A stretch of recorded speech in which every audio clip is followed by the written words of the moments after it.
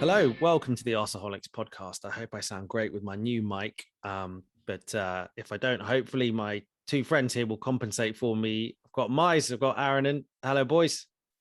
Hello. Hi, Raj. How's it going? Good. Happy. Excellent. We're recording. It's Thursday. I'm still. Do you know what? I'm still in that Christmas zone of losing track of what day it is, which is not good for work. Especially with playing on a Thursday, it's just Yeah. weird. Like we don't do that. We haven't done that all season, right? Exactly. I mean, we're not good enough to be a regular Thursday side anymore. Do you know what I mean? But we're recording on a Thursday night. We've just played Liverpool away from home in the Carabao Cup first leg of the semi. It's finished 0-0. So Arsenal have got a 0-0 draw at Anfield.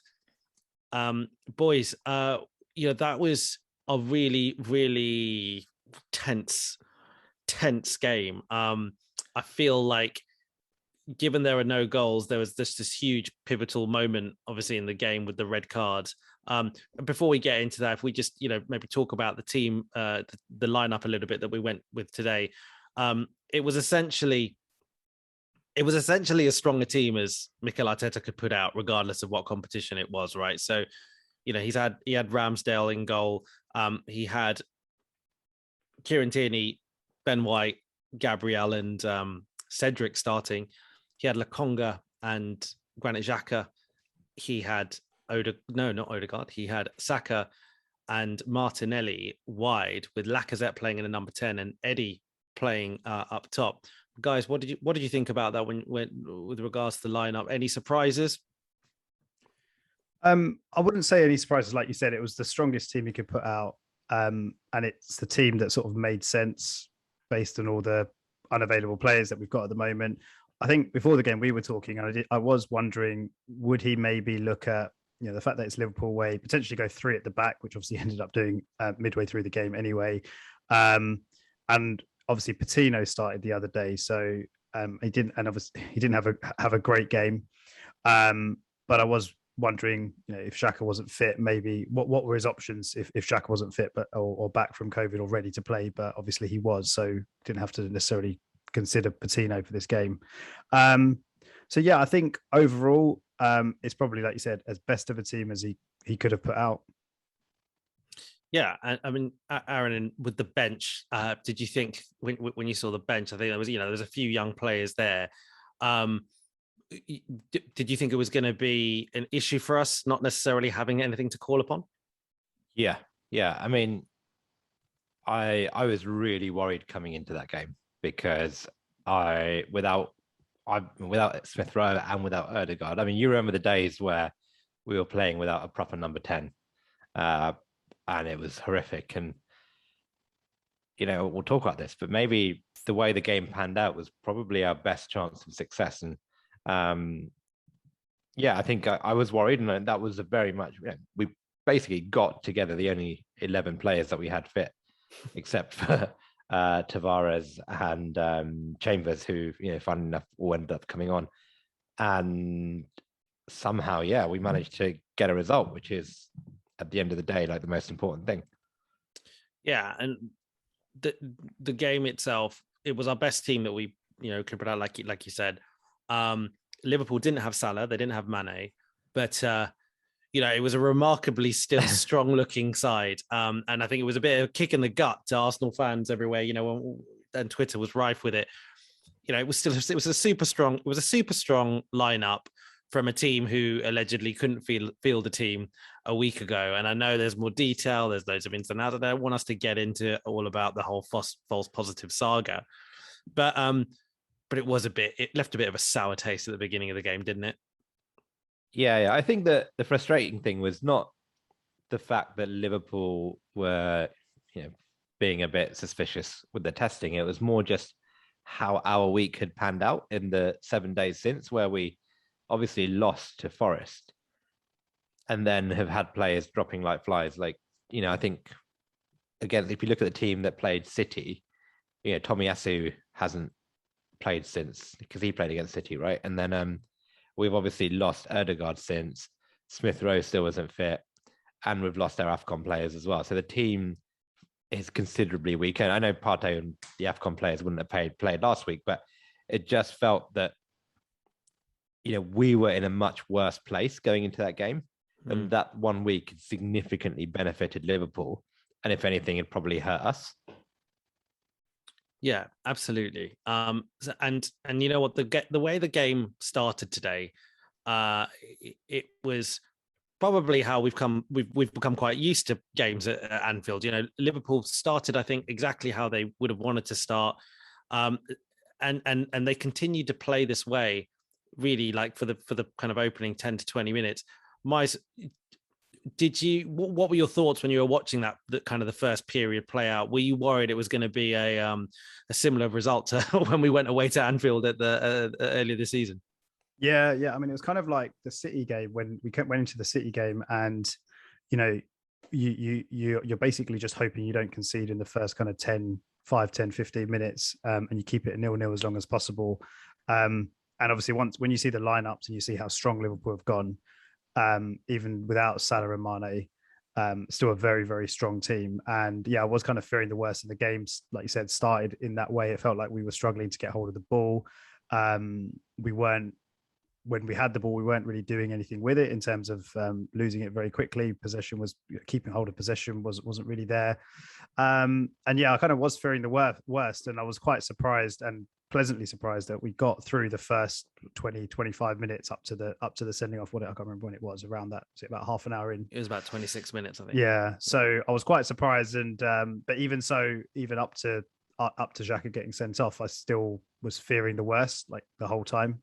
I can't really think of too many openings that we had apart from the one that kind of led to their goal. Sorry, not led to the goal, led to the red card.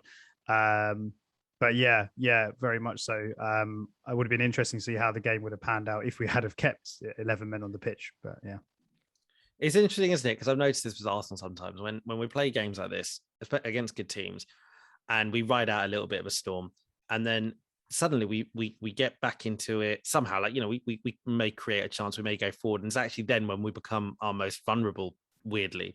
And it kind of felt like that a little bit to me today, where that first period, I felt like, we were suffering, we were conceding a lot of possession. Liverpool playing 100 miles an hour, really trying to, get balls across into the box. It was very, very shaky. And then, like you say, Miles, I think that was one of the first couple of times that we had sort of got forward properly. And we get forward, it was quite nice. It potentially looked like it could be quite a good opportunity. And then Aaron, and talk us through, because effectively it very, very quickly goes right from a position of real kind of real potential for Arsenal to a red card for Granit Xhaka. Just talk us through that period. I mean, did it surprise you in how it ended up?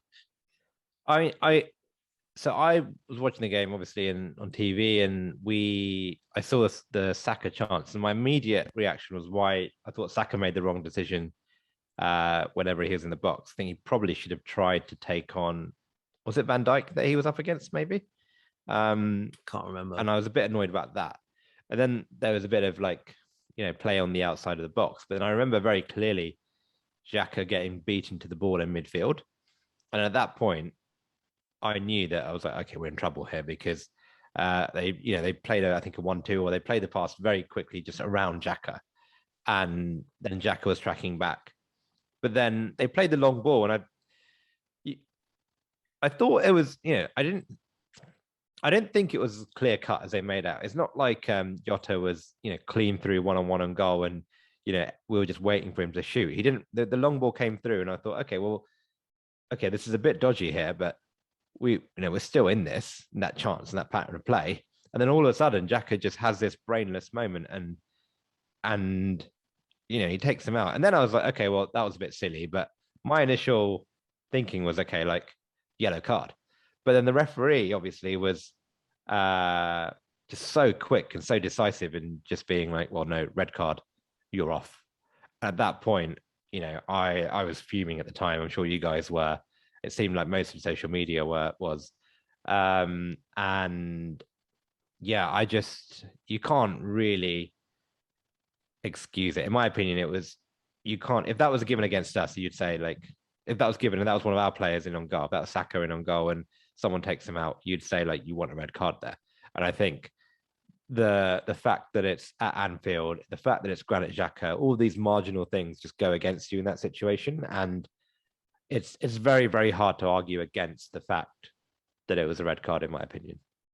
Oh, Miles, do you think there's a bit of a Xhaka tax at all? I mean, maybe is it, the pace at which the card was issued would certainly indicate the referee didn't take even half a second, to contemplate whether it could be a red card or not. Do you think that has anything to do with who the player is? I don't think so, to be honest. I think it's a pretty clear-cut decision because again, we were sort of talking about this through the game, but the ball hasn't reached Jota yet, but it depends on what you define as a goal-scoring chance. And you probably have to assume, not necessarily that he controls the ball perfectly, but if Xhaka's not there, then he's through on goal in the sense that the ball, with the position that he's in and where the ball's going to land. So I don't necessarily think there is I don't think it was an unfair decision. Yeah, go on. I do think there is an element of this, as you said, Raj, the Xhaka tax, in that, I reckon if that was Jordan Henderson on Bukayo Saka, I'm not convinced the referee gives a red card there. Yeah, that's a fair point. And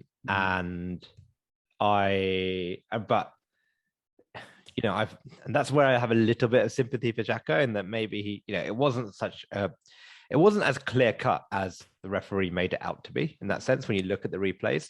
But if you are Granit Xhaka, I think the way he makes the tackle, if he, just catches him and trips him up, for example. I don't know what the rules are. That's a denial of goal scoring opportunity. But the way that because he went in at chest height to the player, it was a very obvious foul. And at that point, the only decision the referee has to make is this player through on goal and would he have scored? And it's hard to argue against that. But the fact is, I think the fact that it is Granit Xhaka, rightly or wrongly, makes the referee's mind a bit easier. I'm convinced of that. I'm convinced referees have. I think referees have come out and said this before. That they say okay, we know that if it's Xhaka, he's likely to do something silly, and you have to referee accordingly. So I think referees have loads of unconscious biases in every game, and I think Xhaka sometimes just makes it easy for him. And I think we as a club also need to realize that. And if we don't realize that, we constantly have this guy that, A, does stupid things, and then B, when he does do stupid things, probably doesn't get given the benefit of the doubt. We accepted that. We had a chance to replace him in the summer. We decided that his pros outweigh his cons. And maybe you could argue that he adds a lot. And I don't deny that he does add a lot. I think he's, on his day, a very good player and a very important player to this team.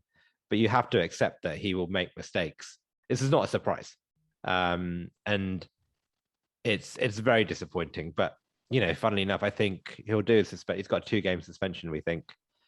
He'll do that, and then he'll probably be back in the starting 11 in 2 games' time, 3 games' time.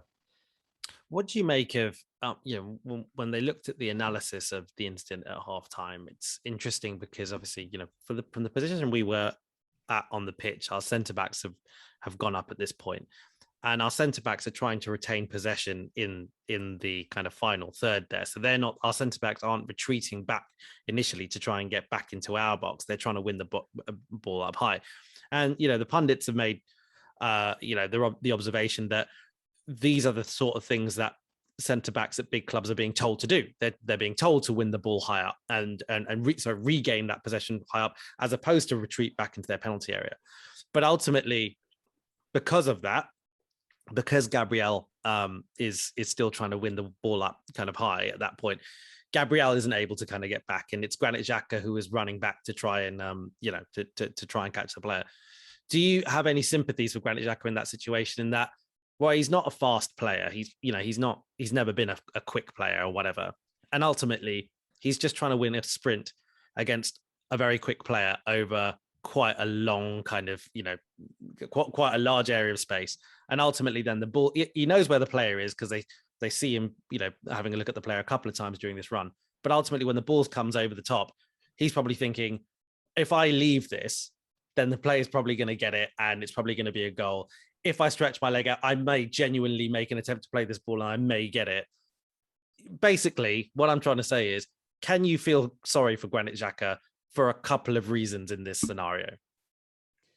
I think it's hard, isn't it? I think if this was Xhaka's first transgression, if that's the right word, then I think he'd get a fair bit of sympathy because, like you said, Raj, he tracks Jota from well inside Liverpool's half when, as you say, the centre backs have pushed up, Gabriel's pushed up, Tierney's pushed up, and he's doing his job in that sense. He hasn't just let Jota go; he's tracked him 60 odd yards, 60, 70 yards, and kind of done his best to follow him. I think probably no credit. There's been very little credit given to the ball from Robertson. Is it Robertson? I think he plays the ball. Yeah. I think very little credit's been given to that ball. It's actually a really, really good ball because, it's a fantastic ball where it's a really difficult one for Xhaka to go to. It's over his head. He can't head it, obviously, hence why he has to try and stretch kind of on the turn with his leg to try and win it. I think it's hard to have sympathy for Xhaka. And I was thinking, if it had been, say, Kieran Tierney tracking back in that position and he makes that challenge and makes that foul and gets sent off, what the reaction would be compared to what it was for Xhaka. And I think, like, I checked my timeline when that happened, my Twitter timeline, and it was the typical expected abuse towards Xhaka and criticism of him making another mistake. But there were a few people kind of in support saying he's a bit unlucky, and it's a challenge that he has to make. Like you said, Raj, he has to try and go for it. Do you think he has to make that challenge? I don't think he does have to, but I can understand why he does, because it's one of those where it's coming over your head and you're watching it, and he probably thinks he can get a touch onto it. He probably thinks, but the execution of it is a bit ridiculous, to be honest, because he's basically like he knows where Jota is, and to kind of, and I think he probably knows that if you're Jota in that position, you're gonna, like, if you see Xhaka kind of lining up to clear it with your leg, you're probably just going to try and get your body there, because then you're going to get kicked and you're going to get him sent off or potentially get a penalty. So if you're in the box, so I do have a bit of sympathy for him, but at the same time, none at all.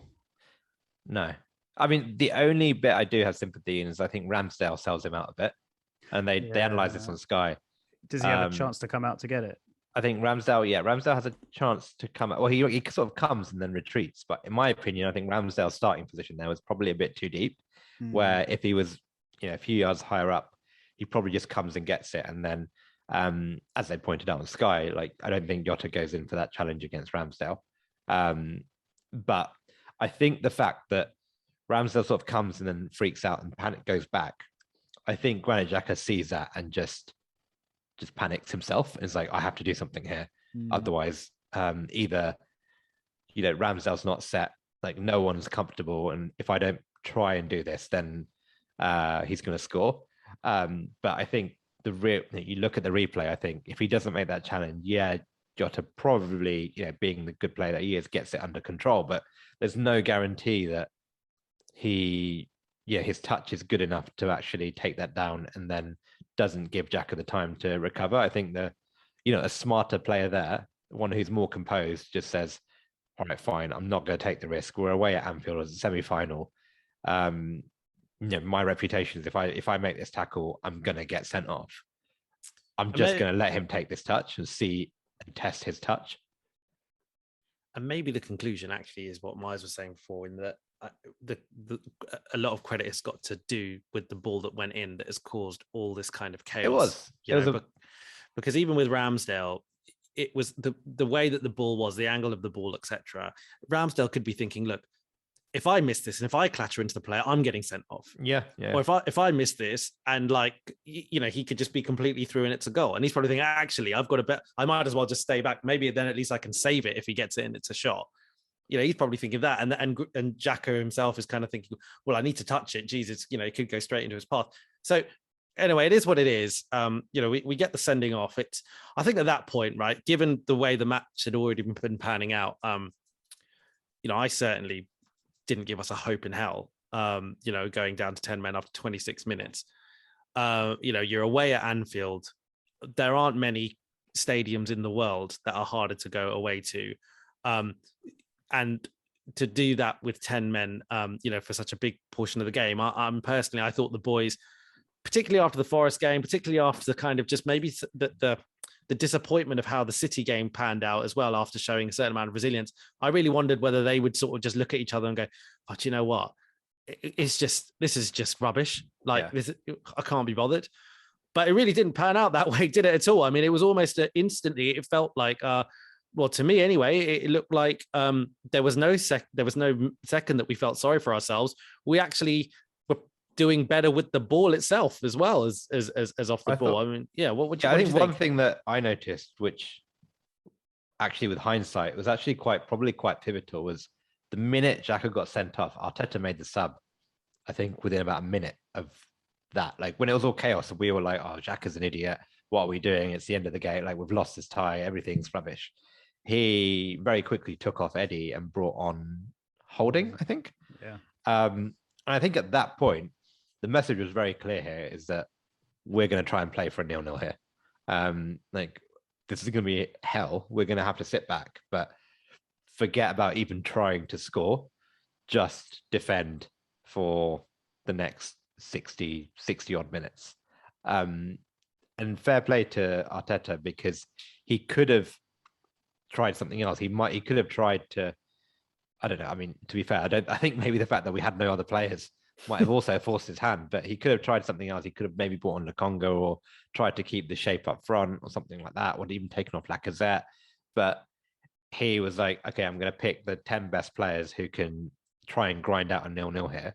And we're not under any illusion even going to try and win this game. We're just going to preserve the, clean sheet. And if we can get something on the break, something through a scrap or two, we'll try, but that's not going to be our sole focus. I think that helped focus our game plan.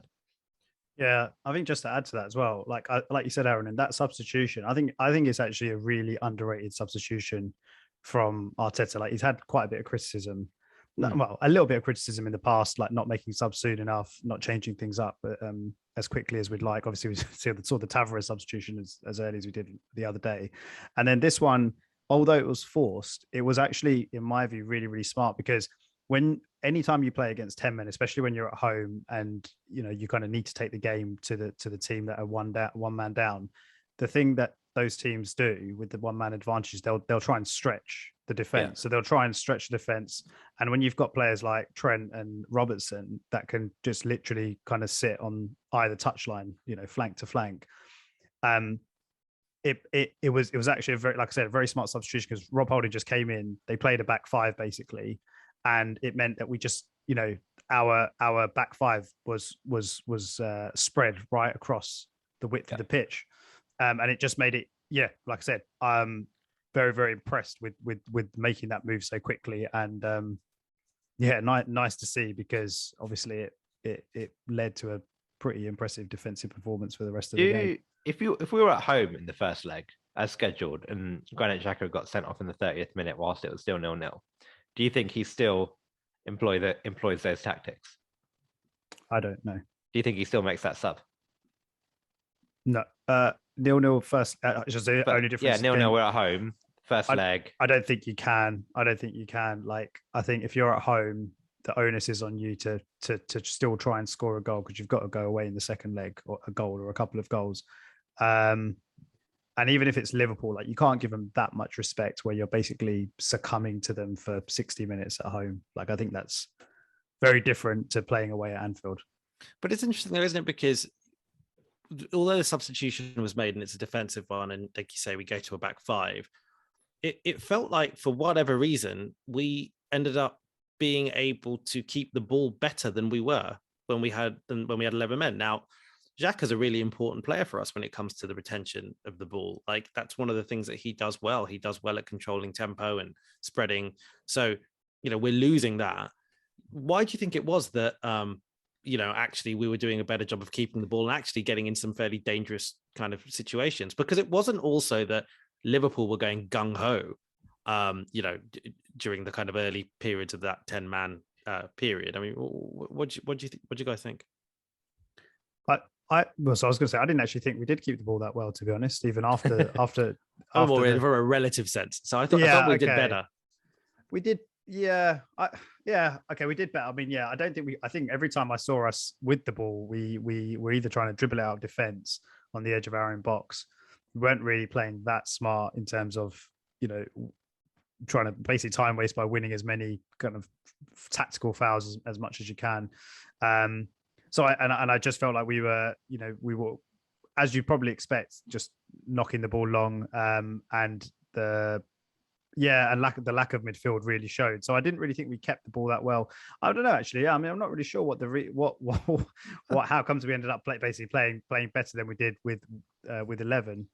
I think the team certainly stepped up in terms of, maybe, like I said, it was that fact that the plan was very clear, but they actually showed some fight, in the sense that it could have been very easy, like you said, Raj, that, we could have just kind of given up.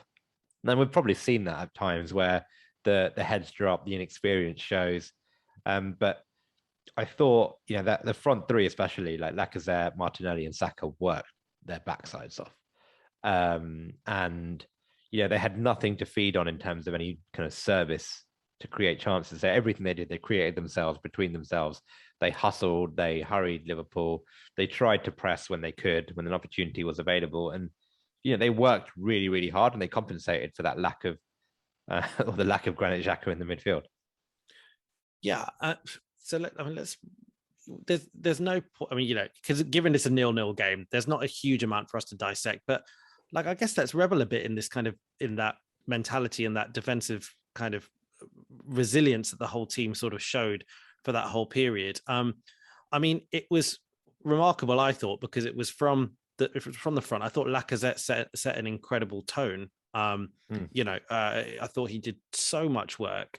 And to think that you can play so much of the game with 10 men, but how many? I mean, Liverpool. I think I tweeted that Liverpool had no shots on target. I think Sky reported they had one shot on target. Whether it's one shot on target, shot on target all game. All game. Really? I didn't even think they had one. Yeah. I can't remember what that was. Was it the Minamino one?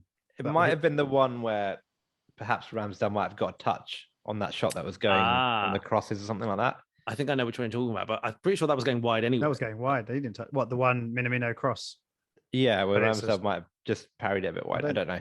No, I can't. Anyway, I guess anyway, it doesn't have to be Liverpool. It could be Norwich. If you go away to Norwich, and you spend the majority of the game with 10 men, if you come away and you think you've barely conceded a shot on target, you think that's pretty impressive. I mean, was it a combination of Liverpool being bad, or do we just have to say that the team did such a great job of just managing whatever was thrown at them, to the point that the goalkeeper Bailey, he had to make a fair few punches, and he had to do some stuff in the air, but other than that, it was untroubled. I mean, what do you think the secret to the success was? I think the one thing is, actually, we've got in defenders like Chambers and Holding, they're probably not the best at playing out from the back, or they're not playing in terms of helping us build possession, or keeping the concentration for when you're dominating the game and you have one striker to deal with who might keep you busy. But what they're probably sounds a bit harsh on them, but they're probably good, use the word for Burnley defenders, in that they're good low block defenders. Yeah, they're good low. Exactly, that's much more a better way of putting it, in the sense that if you just give them crosses, tackles, and these last ditch tackles to make, they'll probably make them. Holding, especially, I think if Holding goes to a Burnley or a Newcastle, he'll probably do quite well in that sense, where he's the type of player who's, in terms of defensive output, is probably quite good.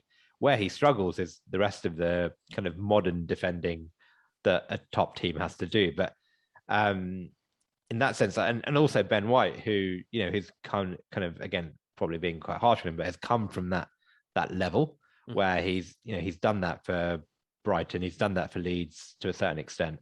So that situation probably isn't alien to him. And then Gabriel, I thought, was also very good, but I thought Ben White was just really good in that sense, where he kind of just, everything that came in, he dealt with. He made the tackles that he needed to make. He made the blocks that needed to be made.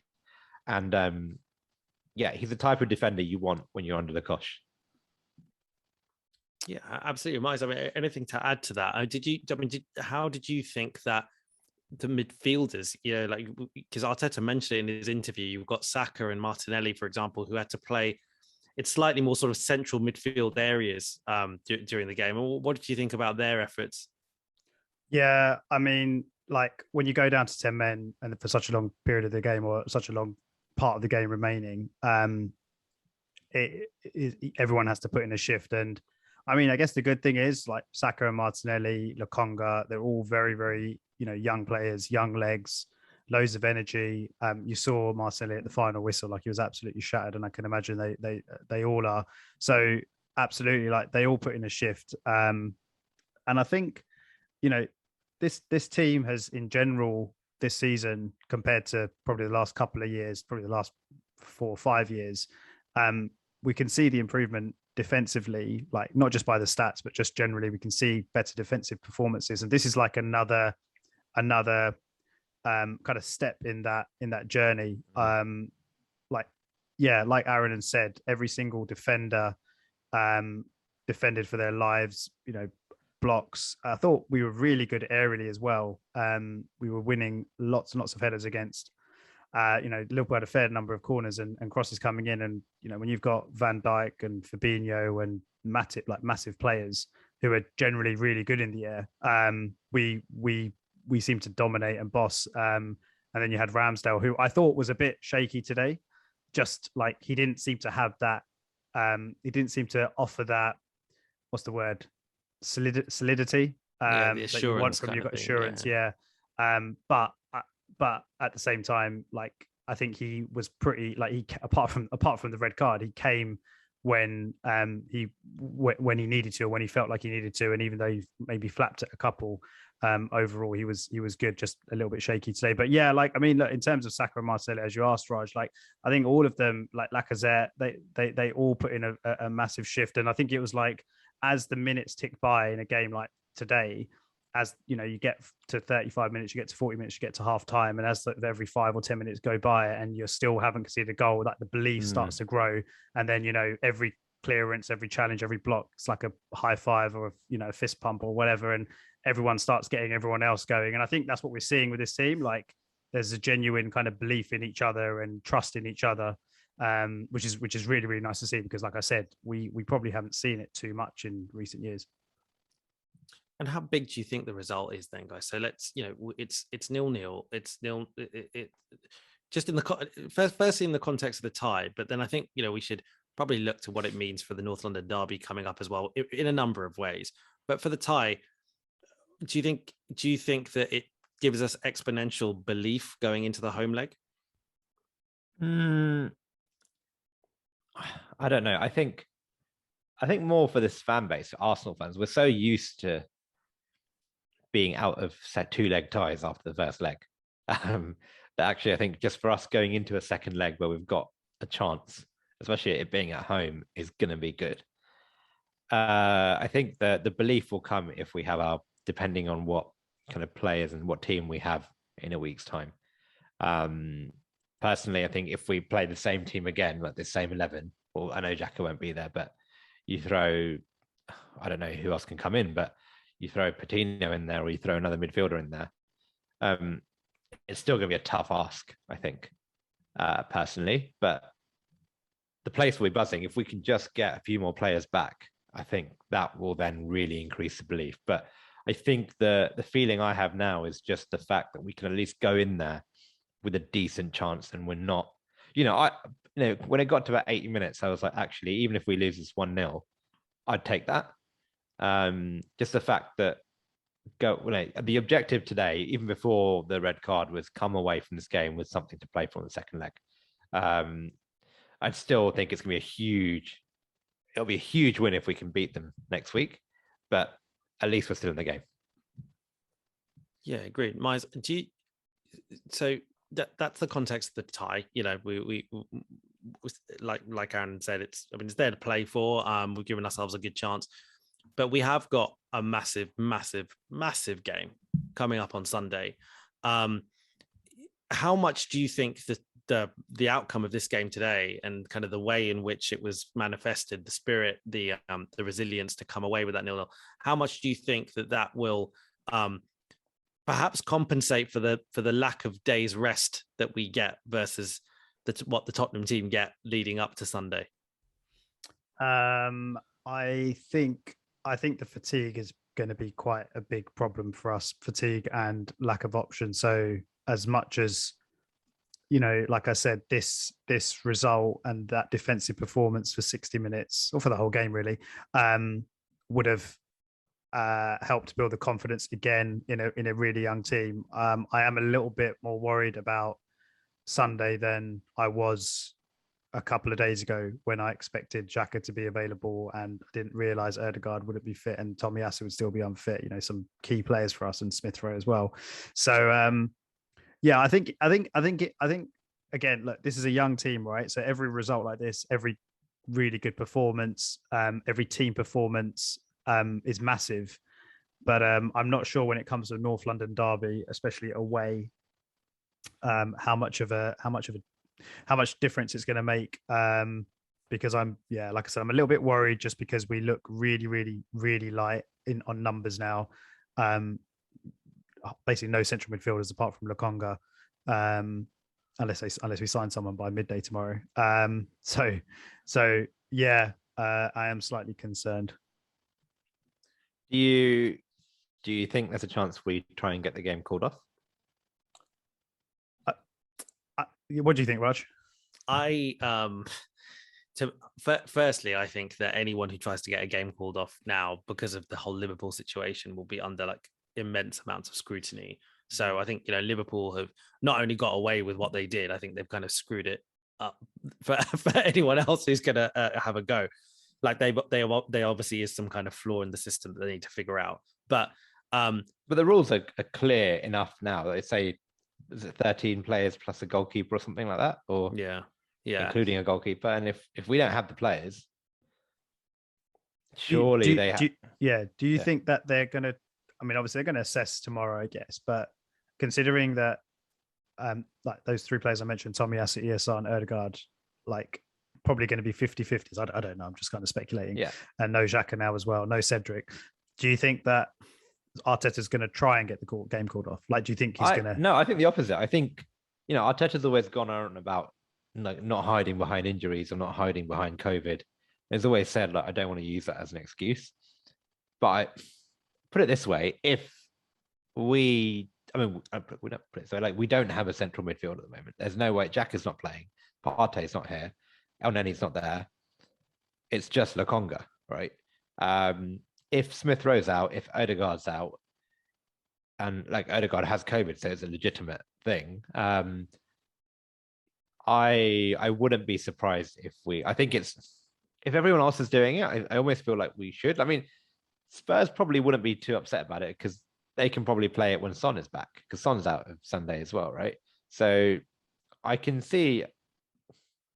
But Spurs have got 2 games. They're 2 games behind everyone else. 3 games behind certain teams. Yeah, but exactly. I think Spurs will see it as an opportunity, even though they don't have Son, because although they're not in the best form, I still think we're probably suffering a lot more. But let's see. I'm personally, I'd be very happy if it did get called off. Yeah, and I sort of get the feeling that I'm not sure what I've got to base this on, but I have a feeling that at least one of Ødegaard and Smith Rowe will be back. Yeah, and I think they've kind of been maybe I've just missed it, but it feels like they've been pretty quiet on kind of the nature of some of these niggles that some of these guys have. It sounds like, correct me if I'm wrong, it sounds like Ødegaard has COVID, right? That's not Ødegaard definitely has COVID. Has COVID, but with the other kind of players, with the likes of Smith Rowe and Tomiyasu, it's a bit like kind of smoking mirrors, right? It's a bit kind of. Did they say on Sky that Smith Rowe was like 50-50 for this game? He could have possibly played, but we. Yeah, again, I don't know, and I wouldn't be surprised if if those guys are, if any of those guys are sort of 75-80%, I think they'll play, because what else are we going to do? But it might be a case where we try and push a deal through for a player, and there are talks about Arthur Melo coming in on loan, and there's talks about us really trying to push that through tonight. As Miles, you said, if we register a player by 12 midday tomorrow, then it's possible.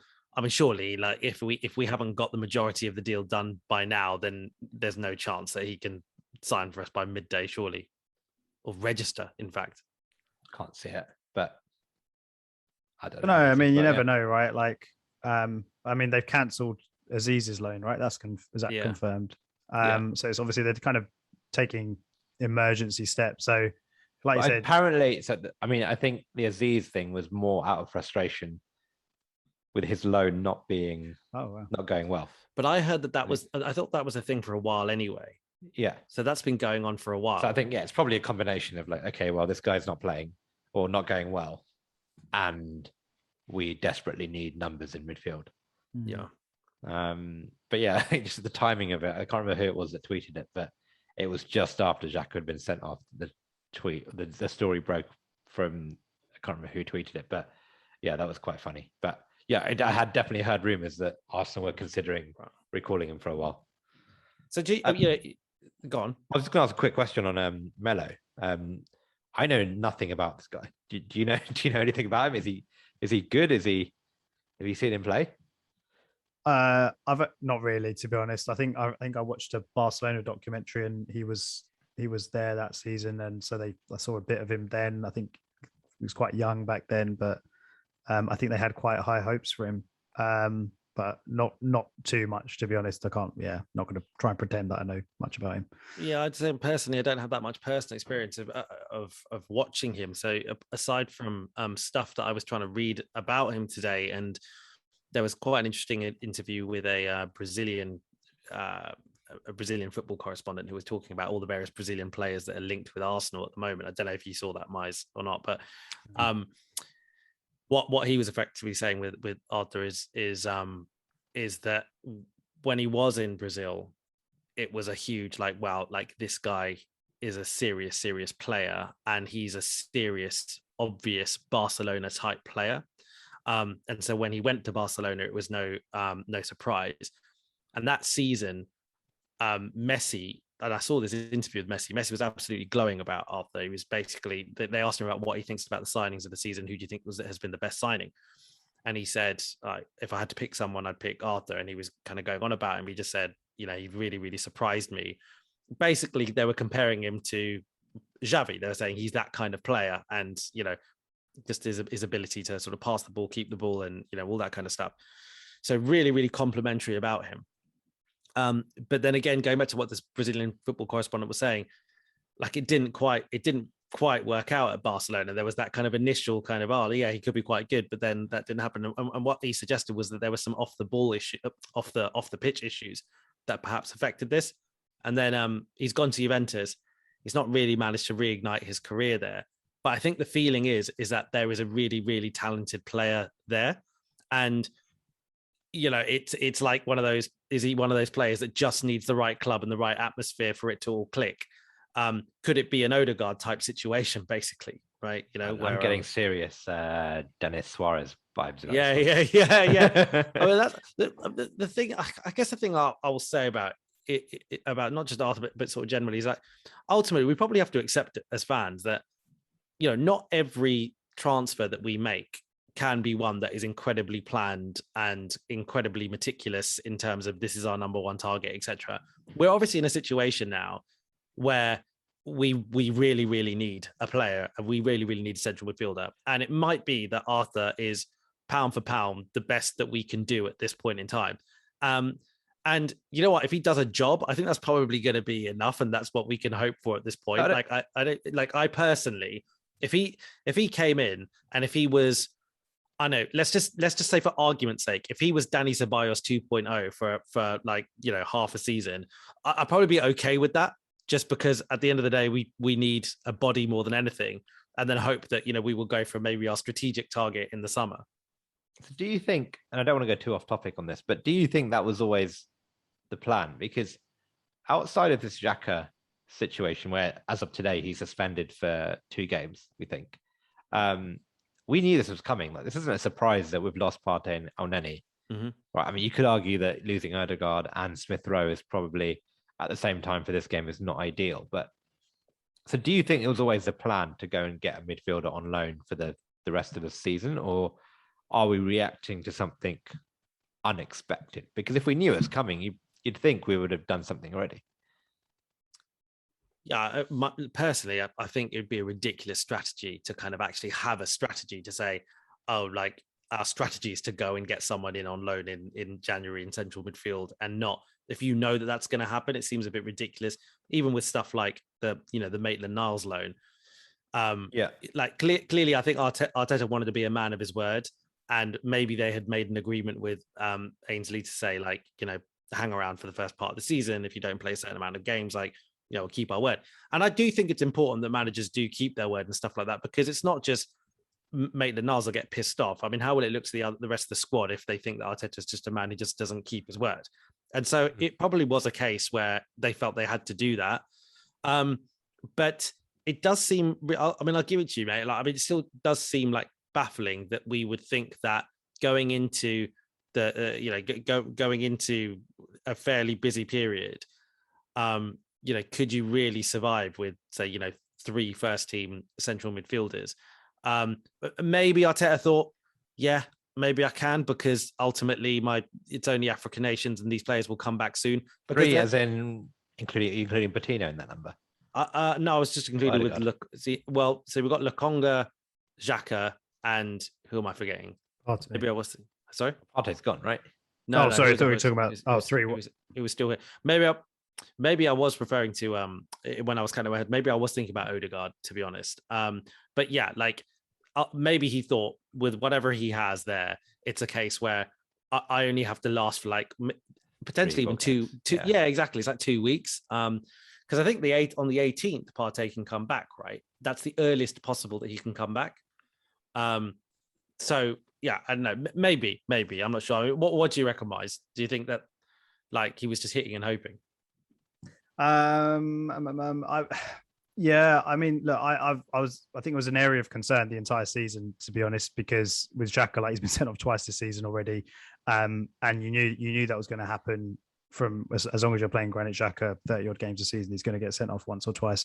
So that, I think, a bit of a lack of planning for me, which is a little bit of a worry. But obviously, there's always been this plan to replace Xhaka, and I guess they're looking at long-term options like Bruno. I can't even say his surname. Guimaraes, is that right? Guimaraes, from Lyon. Seems like a player that we've been heavily linked with, but maybe not one for January. So let's see what happens. But we're definitely going to need bodies in, because we're one Lokonga injury away from a central midfield of Ben White and Charlie Patino against coming up. So it was interesting because there's that Brazilian correspondent that I referenced. They asked him about Bruno Guimaraes. I think that, I don't know, maybe that's how you pronounce it. And he said he said pretty like positive things, but he did also say, look, he's never going to be a world beater. And I remember he said that. And I remember thinking, but I got a minute. Like I'm assuming that the sort of players that we're going for right now are ones that we think can kind of end up being kind of top players. Like I'd be surprised if Arteta and Edu didn't think that he could actually be like a world-class central midfielder, that they'd be going for him. But again, like I think with some of these things, you never really know what's a smoke screen and what it's and what's not, and not even just a smoke screen. But I imagine that they've got various targets, and Yuri Tielemans is one as well, right? That it looks like that they're looking. Yeah, at. I think I was listening to the Arscast Extra, and I think James from Gunner Blog did say that the intention was that apparently we wanted to sign more players in last summer, but we just didn't have time or the capacity to get those deals done.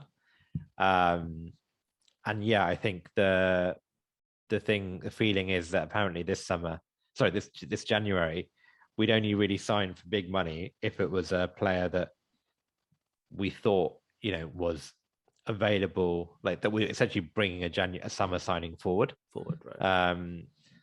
Whereas actually, like if that's not the case, then the feeling is let's wait for the summer as like part 2 of the rebuild, which I'm sure we'll discuss in future episodes. But yeah, so I think maybe they've just thought, actually, we do need another body here, and maybe like a Danny Ceballos type signing who can just, come in for the odd game. I mean, to be fair, like, we're out of the FA Cup now. We've got X many league games left, plus a semi-final and the League Cup and the FA Cup. So there's not a huge amount of games actually left in this squad. So we probably only need 15, 16 players who are going to get minutes. So there's no point in packing out the squad with unnecessary signings either. But it does seem that, if you, especially with Xhaka out now and Lokonga, who is obviously young and still very inconsistent, it's a big risk to just rely on those two for Spurs, Liverpool, and I'm not sure who we've got after that, but Burnley. But it's true, mate. That's what I wonder if, if, say, for example, even with Arthur, I presume the only way that we convince him to come on loan is if we're saying, listen, you're going to get more minutes here than if you're sitting on the bench at Juventus. Yeah. And I guess your point, right? It's like, well, Partey El Neni will come back, and you assume that Arthur will go ahead of El Neni in the pecking order, but Xhaka will come back from suspension. So then, then assuming everyone comes back and they're fit, you've got Partey, Xhaka, and Lokonga, and you'll have Arthur, and you'll have El Neni. And I think that'd be quite interesting to see how they do that, and if they, for example, like, because the only way that I can imagine, therefore, it works, and it works to satisfy like Arthur or whatever we might have promised him, is if we effectively have Arthur and Thomas Partey as our starting central midfielders, which I guess in some ways would represent an interesting decision, given, you're basically then throwing in a player who's not worked with your team before at all, never played in the Premier League, and just assuming that he's going to start for you. And I wonder how Granit Xhaka takes that, and I wonder how the balance of the team goes. I think it's a bit easier now if Granit Xhaka is going to miss the next 2 games. Yeah. I mean, the timing probably, you at least get, that gives a new midfielder who comes in at least 2 games of like guaranteed minutes and the chance to say, well, if you're proving yourself, if you're playing well, you can just stay in the team. Yeah, that's true. So we'll see. You know what? Like, and we are gonna, we've got Spurs on Sunday, as we mentioned. We'll probably record another pod between that game and the next leg against Liverpool. So it may be that we've signed a player, in that period, and maybe we can reflect on that on the next pod. But let's quickly, before we wrap up, let's just give some predictions for Sunday. We've talked about it a bit. I think that it's the conversation thus far sort of dominated on team selection, because that's kind of really what the big talking point is at the moment, given Arsenal's squad issues. But ultimately, it's still a North London derby, right? It's a North London derby. It's massive. It's huge. We absolutely demolished Spurs at the Emirates this season, but that feels like a lifetime ago now. It was a different manager. Spurs now somehow, even though they still look a bit like shaky every now and again, even though they pick up a poor result every now and again, they're still in a position where they're 4 points, I think. Are they 4 points off fourth with 2 games in hand? So they're really not doing that badly. And they've got Antonio Conte now. They haven't got Son playing. So obviously that's a big miss. They've also, they're trying to do their own January business. Clearly the manager doesn't rate Ndombele and wants him out. Clearly they don't rate Bergwijn and they want Bergwijn out as well. Harry Winks seems to be rejuvenated and the manager really fancies him. So there's, it's a new kind of looking Tottenham. But guys, tell me, how do you think it's going to go? Obviously, Miles, you and I are super excited because we're going. We're going to be there at the game. That's going to be our first trip to the stadium. But Aaron, what do you think? What do you think we're going to very get jealous, firstly. Okay. Yeah. That's my initial feeling. But I think normally I would be very confident, actually, because I think Spurs without Son is, probably it's a bit of an unknown entity, because Son tends to start most and be fit for quite a while. And actually, like, if you probably ask most Spurs fans, they say if they'd rather lose Kane or would they rather lose Son, they'd probably say, actually, we don't mind if Kane drops out, but keep Son. So I think I think Spurs look a lot better defensively this season, like since Conte's come in, and that's the thing. I think Conte will set them up to make sure they don't lose. And then before today, I would have been fairly confident, but like Maya said, I just feel like today might have taken a lot out of us. I think a few people might, wake up tomorrow morning with a few minor injuries or niggles. The muscles will be stiff, and then to recover and then go again on, Sunday is going to be a huge ask for this team, especially when there's no real, rotation options coming in. Unless, I think I'll feel a lot better about it if Tomiyasu is fit, if Smith Rowe is fit, and Odegaard is fit. Then I think actually we can probably rotate a bit, put them, all three of them maybe into the team, and then have like one option off the bench. The thing is, like, we're just down to the bare bones, and that's why I think, if I don't know if we're doing predictions, but I would actually just predict 0-0. Wow, 2 back-to-back 0-0s for us. That's weird. Go on, Mice. What about you? Yeah, echo a lot of what Aaron has said. Like, big concerns about who's going to be available and kind of how we're going to manage and fatigue. Like, if you'd have asked me the question about, if you'd asked me to predict this game after the City game, after we just played City, I'd probably be saying we're going to go to Spurs and completely dominate them and come away with a win. So it's, a lot has changed in the space of a week or 10 days, whatever it's been since that game. I mean, we're 2 points clear of them at the moment, and they've got a couple of games in hand on us. So for me, we absolutely cannot lose this game. Like, I'd love to go there and win, as you would in any North London derby. And if we win, it's a 6 pointer basically. So we increase that gap, and there's a bit of a buffer between us and them, even with those games in hand. But yeah, we just don't want to let, if they beat us, they go above us, right? So that would just be kind of a double whammy. So for me, it's an absolute must not lose. And I think we've got enough to do that. It's going to be tough because, it's the first North London derby at their ground with fans, so they're going to be right up for it, like they always are.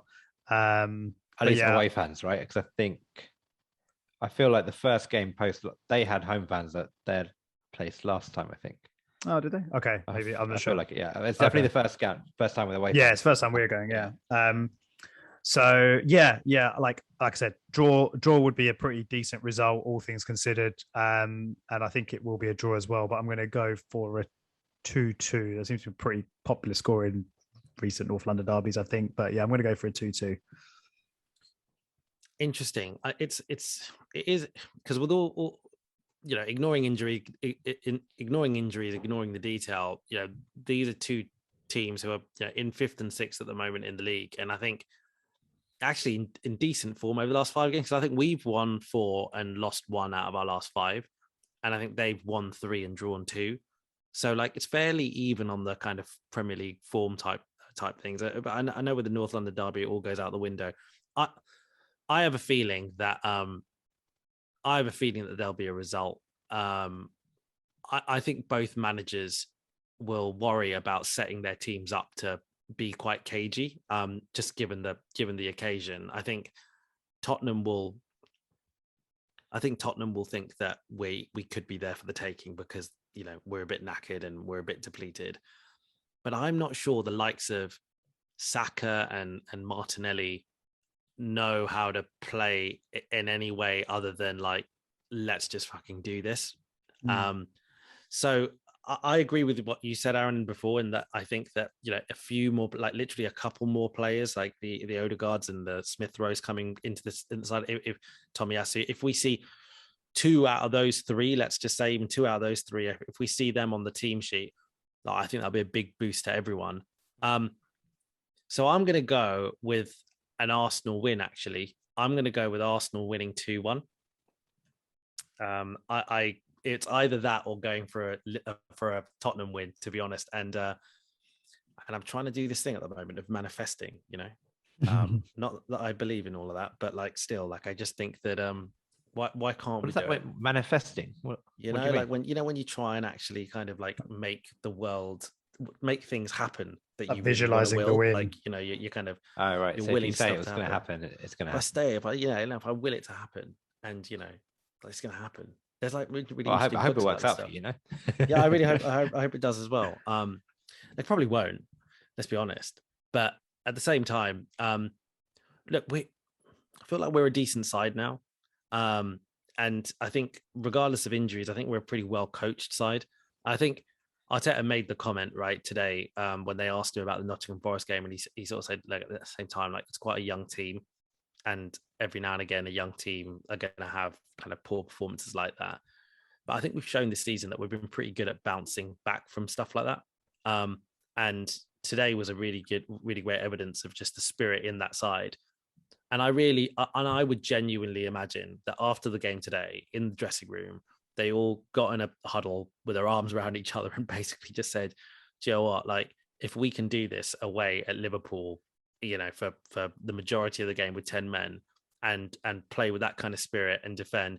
And yeah, you know what? Every now and again, like, you need a bit of luck. We needed luck when Minamino missed that. You know, Minamino scores that goal. We reflect on this game completely differently, right? Yeah. It's just the way football is. But similarly, if a couple of very small details were different against Man City, we reflect on that very differently as well. So, and I think they know that, and I feel like the team, they just needed something to make them feel like it's not all going to go against them if they really, really focus and put their minds to it. And I personally, like, I do feel that they're the sort of group of players who are going to try and take that into the next game, being such a big derby game. So fingers crossed. Obviously, we all want to win. Yeah, manifest. Should we quickly talk? I mean, it's our first time to White Hart Lane.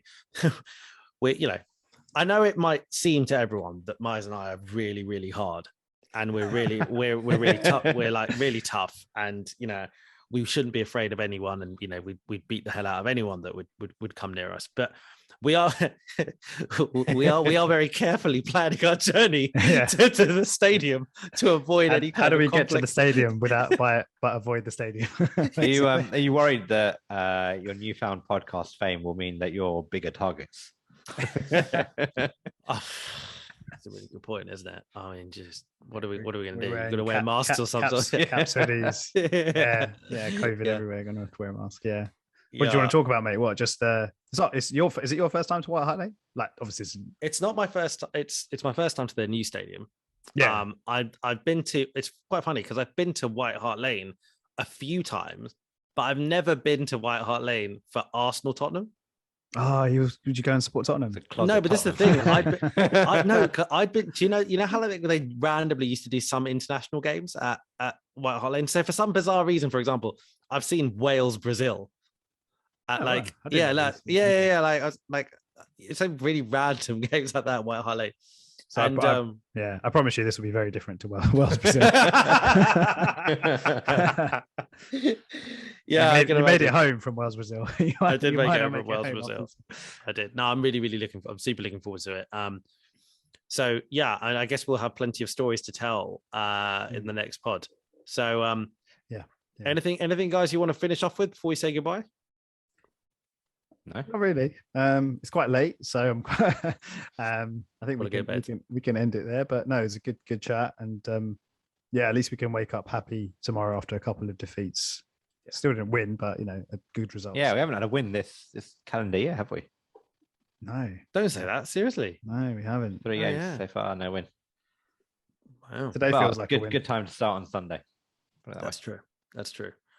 All right, guys. Well, look, everyone, thanks for joining us. I'm sure you're happy with the 0-0 draw, and it gives us everything to play for in the next game. 2 huge games coming up.